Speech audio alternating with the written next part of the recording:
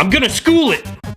Mega Win Johnson here. You know, last time I was on the show, things have certainly changed. I'm a little older, a little wiser. I've gained a few extra pixels, if you know what I'm saying. And you may think this new level, this new background, is meant to look a little more festive or Canadian, but nope. It's a metaphor for the new Wreck-It Ralph, because this may be fun and beautiful to look at, but ultimately, it's cold and lifeless.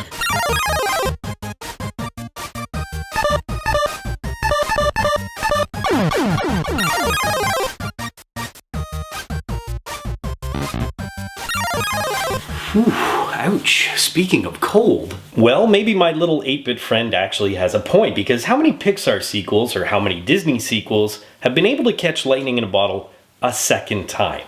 Easily none, right? And that's not to say they're bad films, they're just never as good. Several times I've watched a Disney sequel, several times I've sat in this chair, several times I've looked at this camera and I've said the same thing all of those times. Yeah, it's good, it's just not as good as the original. So why is that? Well, there's one key thing that actually makes all of these films appear to be less than they are, and that is nostalgia. It's time that all us film fans realize that nostalgia can actually be a curse. And I don't mean a curse for a multi-billion-dollar juggernaut like Disney, I mean for our own enjoyment. For a sequel, for a spin-off, for a reimagining, those films are never going to be as good as we build the original up to be. And 9 times out of 10, the nostalgia is actually built up in our childhood, which is important. And that really is a curse. Take Ghostbusters. I couldn't even say that, like, it didn't even want to come out of my mouth. Did you hear that stutter? But anyways, take that movie for example. That's like insulting your audience's mother. You are taking an integral part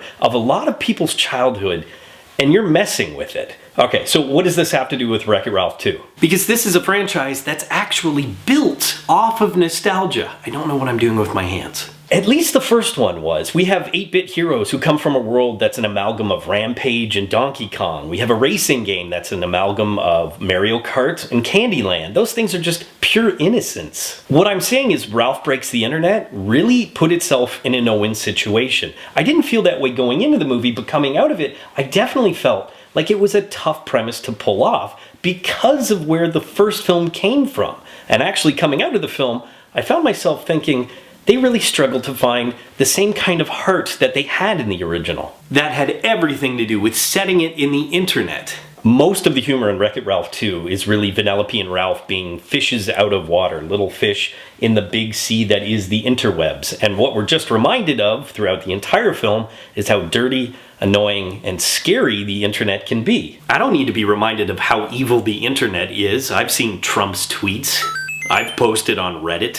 I've asked YouTube to stand by its creators. Okay, I'll stop there. The relationship that Ralph and Vanellope have in this sequel is much more akin to a father and daughter. Ralph really just wants to keep Vanellope safe, he doesn't want her to change or grow up, and he has to learn how to let go. And I think it really rings true for a lot of parents in the audiences, and it's a sweet subtextual message. So yeah, here we are, 6 years after the original Wreck-It Ralph, and as a parent now, I applaud Disney for going in a new direction. But that's not why I loved, and I do say loved, the original Wreck-It Ralph. It's one of my favorite Disney films, and yes, I will fully admit, that's my fault. It's my fault that I can't let go of my nostalgia, but there is a little fault that lies with Disney because in any of their properties, Marvel, the Pixar animated films, Star Wars, they never really push the boundaries all that much. They never really change their characters or let them evolve. I mean, can you imagine if Disney tried that?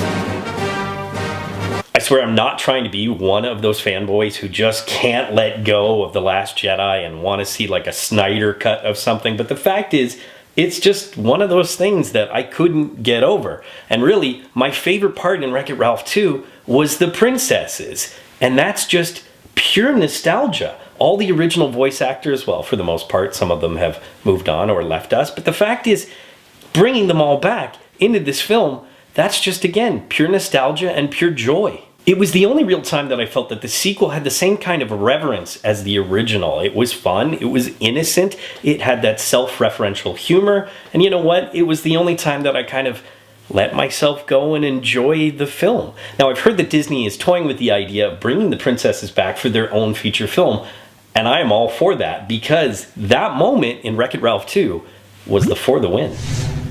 Oh, innocent fun, like the kind of fun you had before the internet. The rest of this film did have other subtext, but I never felt it hit as hard as it tried to do. It was mostly a cautionary tale against the internet. But you can't take innocent characters and throw them into these situations because it just feels gross.